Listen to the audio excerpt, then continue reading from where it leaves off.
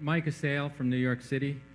In the mistake du jour section of the annual report, you mentioned a fundamental rule of economics that you missed. I'd like to know the 2 or 3 most important fundamental rules of economics you habitually get right. In other words, what are the fundamental rules of economics you used to make money for Berkshire? And I'm not talking about Ben Graham's principles here, but rather rules of economics which may be found in an economics textbook. Thank you.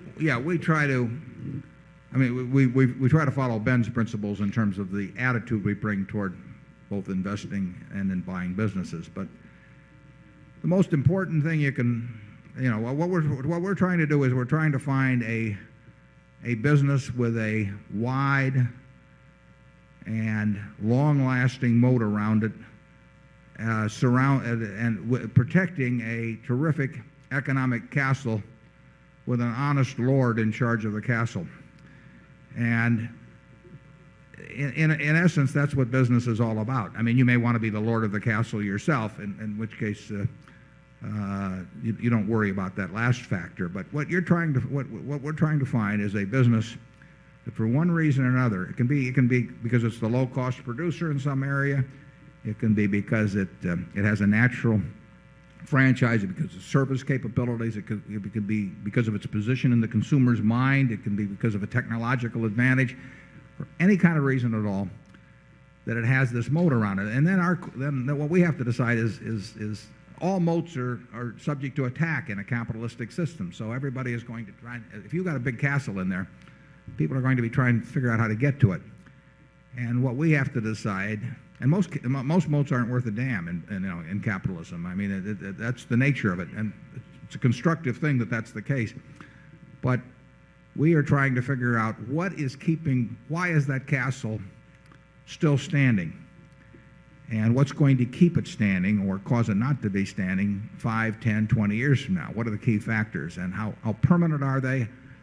How much do they depend on the genius of the lord in the castle? And then if we feel good about the moat, then we try to figure out whether the lord is going to try and take it all for himself, or whether he's likely to do something stupid with the proceeds, etc. But that's the way we look at businesses. Charlie, you want to add anything? Well, I think he wants it translated into the ordinary terms of economics. The honest lord is low agency costs. That's the word in economics. And the microeconomic business advantages are, by and large, advantages of scale.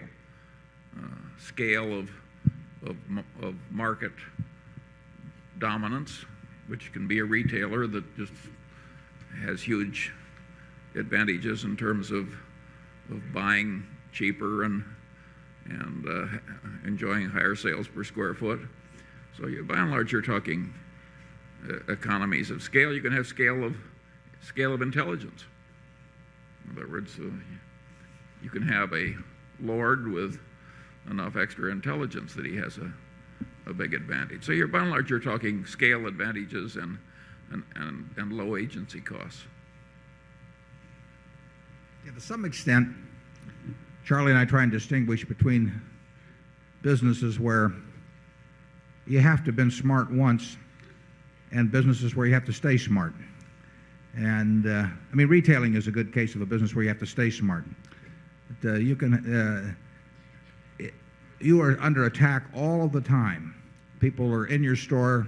If you're doing something successful, they're in your store the next day trying to figure out what it is about your success that they can transplant and maybe add a little something on in their own situation. So you cannot coast in retailing. There are other businesses where you only have to be smart once, at least for a very long time. There was once a Southern publisher who was doing very well with his newspaper, and someone asked him the secret of his success, and he said, monopoly and nepotism. And I mean, he wasn't so dumb. I mean, he didn't have any illusions about himself. And if you had a big network of television affiliate station 30 years ago, there's still a major difference between good management and bad management. I mean, a major difference.